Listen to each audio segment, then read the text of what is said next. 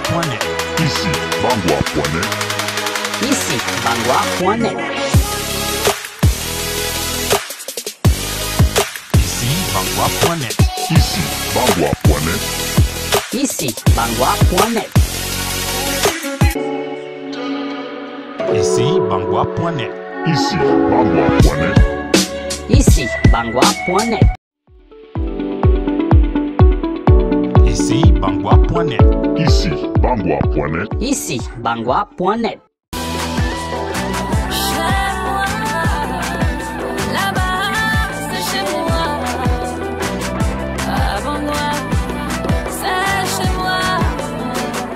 Je suis professeure Yvette Giocapnono. Je suis enseignante à l'université de Ngaoundéré. Je suis la fille de Nono Mathieu et de Montelidi. Et au village Mondé, Sengo Kwak.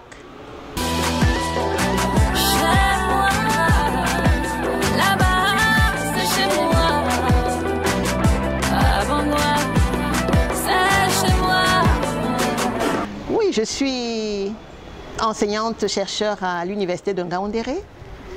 Et au préalable, j'ai eu à faire une formation d'ingénieur. Je suis ingénieur des industries agroalimentaires. Donc je fais dans tout ce qui est transformation des produits, tels que les fruits et les légumes, les produits laitiers, le développement des produits nouveaux, la création des farines infantiles et tout ce qui va avec la transformation des ressources locales. Donc pour faire cette formation, il faut suivre une école d'ingénieurs, naturellement.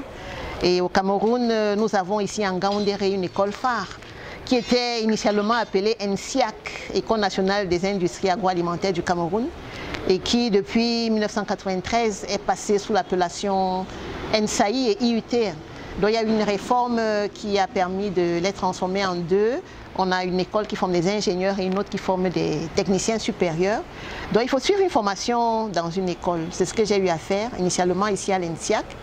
Et par la suite, j'ai continué en Europe dans des formations professionnalisantes également. C'est le cas de l'ENSIA-SIAC de Montpellier, puis l'ENSAIA de Nancy, où j'ai eu par la suite à faire justement mon DEA et ma thèse, qui me permettent d'être enseignante du supérieur.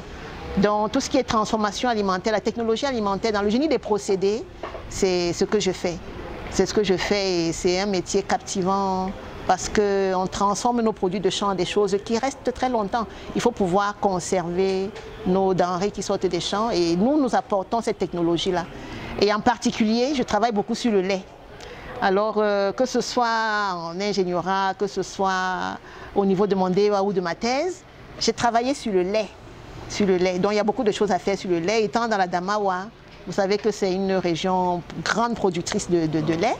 Il y a de quoi faire, Et avec la venue du chef, parce que nous avons également des potentialités à Bangwa en ce qui concerne la production laitière, il y a des bonnes choses qu'on peut faire compte tenu du climat de Bangwa. Il y a beaucoup de choses, on en a parlé avec le chef lors d'un entretien et il y a beaucoup de grands projets qu'on peut monter à cet effet-là. Donc côté transformation laitière, c'est quelque chose qui a de l'avenir pour Bangwa et je pense avec l'aide de Dieu que nous aurons à implémenter quelque chose de grand dans la transformation laitière dans notre beau village. Ok. Vous avez parlé de multiples formations. Quels sont les coûts? Est-ce que les coûts sont à la portée de monsieur tout le monde aujourd'hui? Bon, ce qu'il faut savoir. Ingénieur comme vous? Oui, à l'époque, nous on n'a eu rien à payer.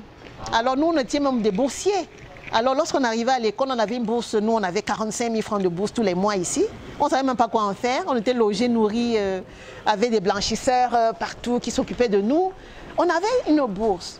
Bon, maintenant, il faut payer les frais de scolarité. En général, par an, il faut payer 50 000 francs de frais de scolarité dans une école étatique comme celle que nous avons ici.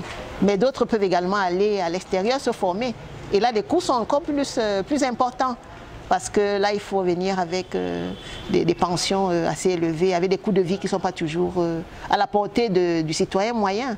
Donc c'est ça. Sinon, au Cameroun, c'est la pension pour les États, pour les universités d'État, 50 000 francs l'année. Maintenant, il y a les écoles privées au Cameroun qui forment également dans ces mêmes thématiques-là, mais qui vont un peu plus loin en termes de coûts. Il faut compter dans les 300, 400, 500 000, ça dépend du type de formation qu'on souhaite avoir.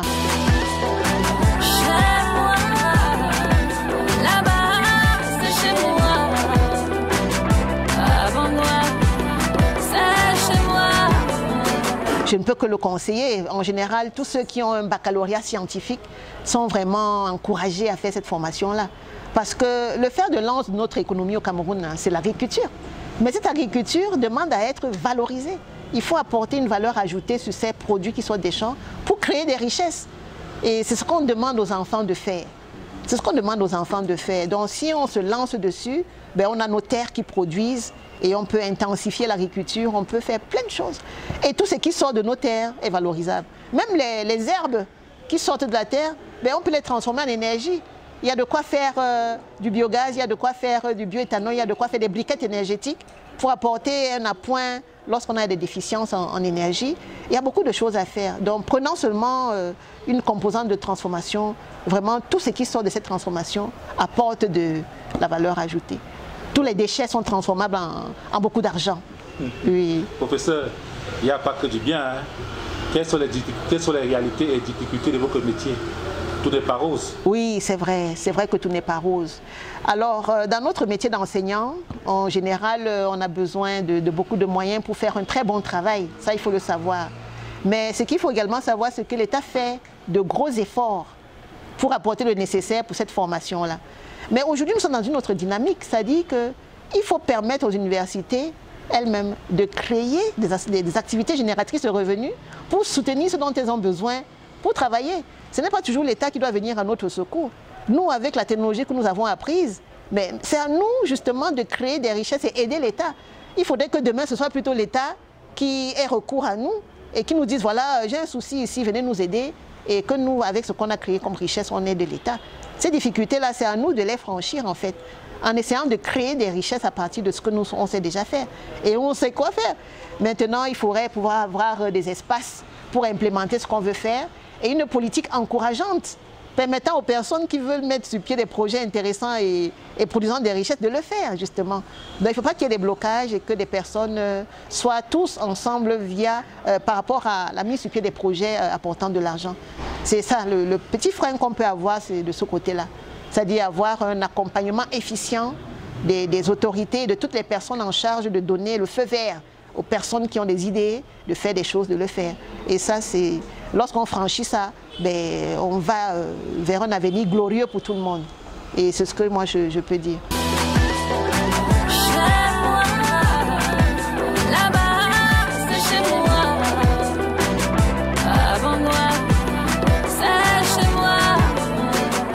Moi, je dirais simplement que c'est une chance lorsqu'un enfant a la possibilité de faire une formation technologique.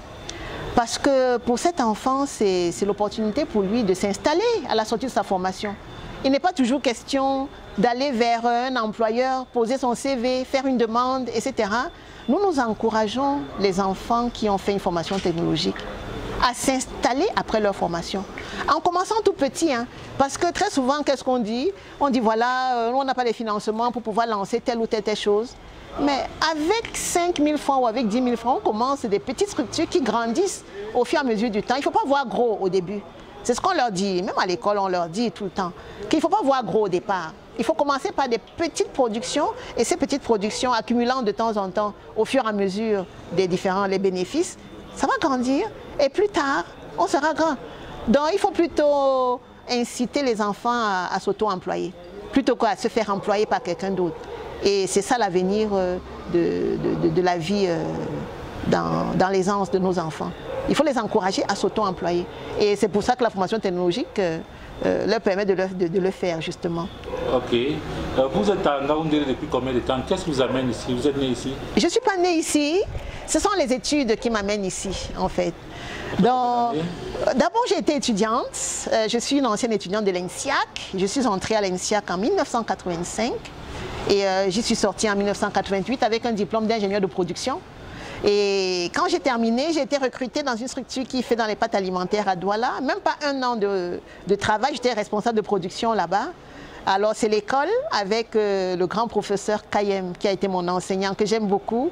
Alors ils ont mis sur pied une demande pour pouvoir m'accorder une bourse pour aller continuer ma formation à l'extérieur, notamment en France. Et voilà comment un matin, je viens au travail, je reçois le coup de fil de ce grand professeur, qui est mon papa, que je considère comme mon papa, qui m'appelle pour me dire, voilà, étant sorti major de ma promotion, ils ont mis sur pied une demande de bourse pour ma formation à l'extérieur et que je dois revenir pour les formalités de départ. Donc voilà comment je reviens et on fait des formalités et autres. Et je suis intégrée donc à Montpellier où je fais ma formation d'ingénieur à l'École nationale des industries, à la SIAC, section industrie alimentaire des régions chaudes de Montpellier, NCA-SIAC.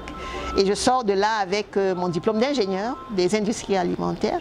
Et en même temps, je fais ma formation de DEA. Et je fais encore une autre demande pour pouvoir être prise en charge par l'ambassade de France qui prend en charge ma formation. Et lorsque je finis mon DEA, c'est l'école, toujours à travers le professeur Kayem, qui m'appelle de dire, voilà, on a maintenant besoin de toi, viens commencer à enseigner et on verra comment tu feras ta thèse en alternance. Voilà comment je reviens après mon DEA et je continue ma thèse en alternance entre le Cameroun et la France. Et je la termine en 1992. Et lorsque je reviens, je suis recrutée. Ah oui, en fait, j'ai formé beaucoup d'enfants et je les reconnais même plus tous sur le terrain. C'est eux qui me reconnaissent. Donc, j'ai travaillé, on m'a recruté ici le 8 décembre 1992. Et j'y suis jusqu'à ce jour. Voilà.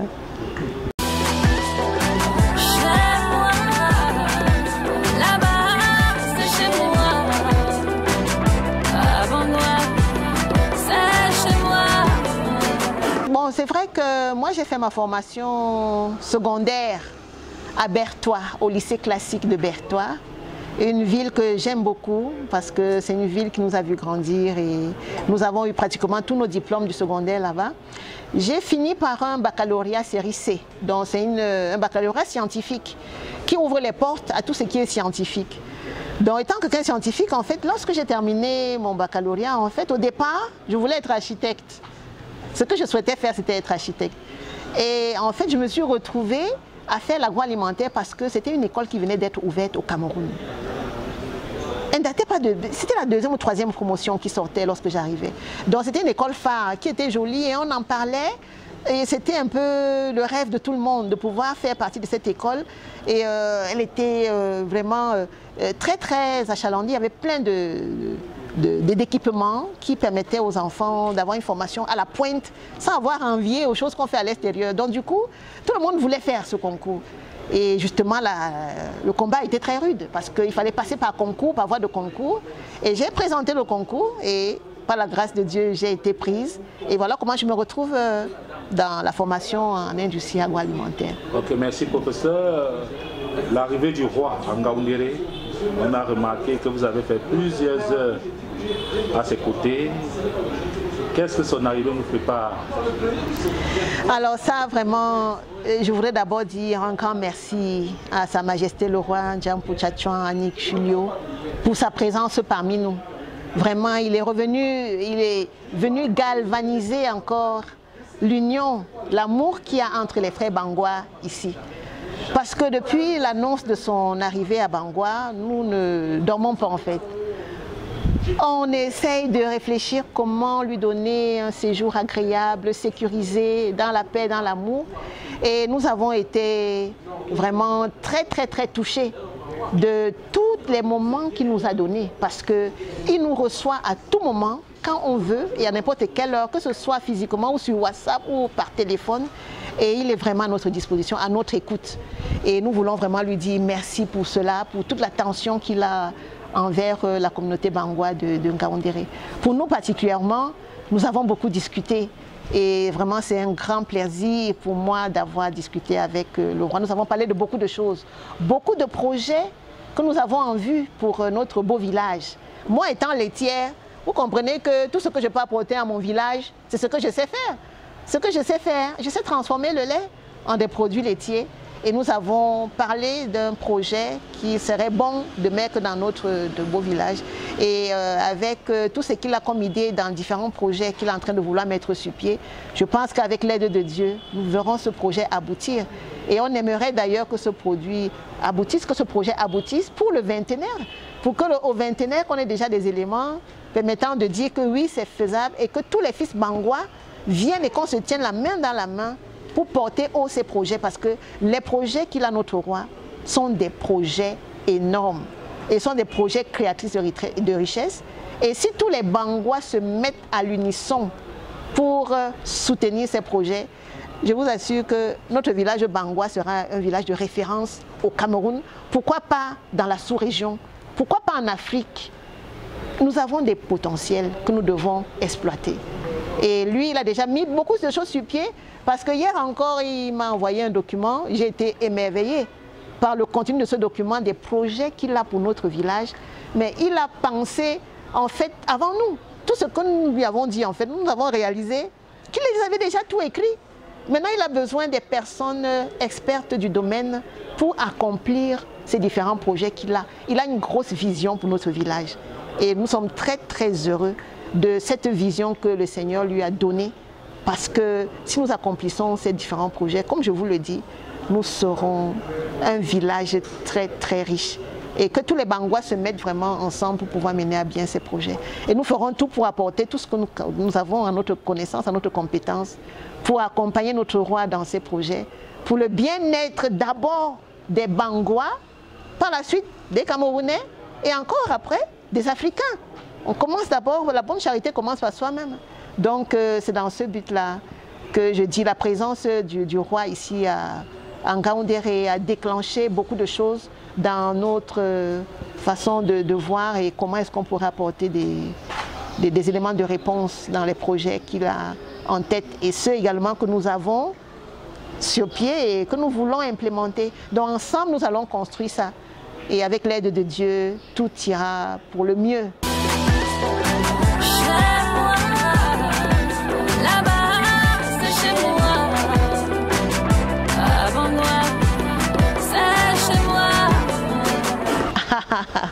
Mon repas préféré à Bangoua, moi j'aime bien le macabo râpé avec la sauce d'arachide et la viande. Oui. Ah, le gombo dedans. Ok. Un petit mot en langue pour terminer. Et avant de terminer, dites un mot de courtoisie à Ici Bangoua qui vous regarde aujourd'hui. Merci beaucoup Ici Bangoua. Me laissez vraiment pour votre présence ici. C'est un honneur pour moi d'intervenir dans cette émission. Et j'espère que les enfants qui m'écoutent, qui ont fait des formations scientifiques du secondaire, auront en moi un petit éclairage pour les guider dans leur choix futur. Et j'espère vraiment qu'il y aura des remplaçants, que la relève pourra être assurée, parce que nous sommes déjà sur la route du départ. Et j'espère vraiment que ce que je viens de dire pourra aider beaucoup d'enfants dans le choix de leur carrière future. Et je les encourage à venir continuer ce que j'aurais commencé, à faire de la transformation, à mettre sur pied des techniques, du génie des procédés pour créer des richesses dans notre village et partant dans notre beau pays. Ok, merci professeur.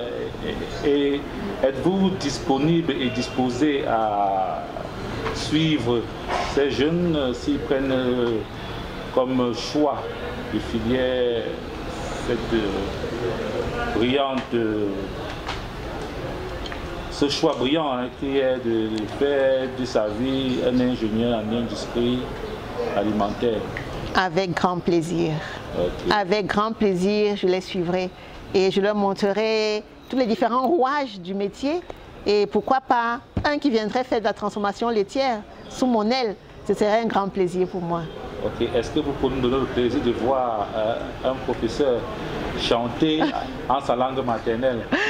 Et on va clôturer. Me laisse papa, me pichi, me pichi, me pi, me pi, me pi, me pichi, me pichi, me pichi, me pichi, me pi, me pi, me pi, me pichi. Ce qui veut dire merci Seigneur, merci mon Dieu, merci. Merci à vous pour ça. Hommage à sa majesté Tchatchang Waton Paul et longue vie à sa majesté Djapou Tchatchang Anik Julio. Joyeux anniversaire! LD Alive. En 2000 années, la terre s'est brûlée dans le village Bangoua. Sa majesté Tchatchang Waton Paul, ici Loha.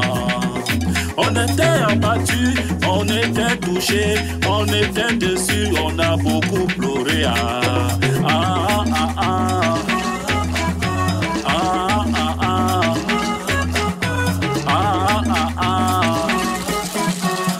Heureusement que le roi ne meurt jamais.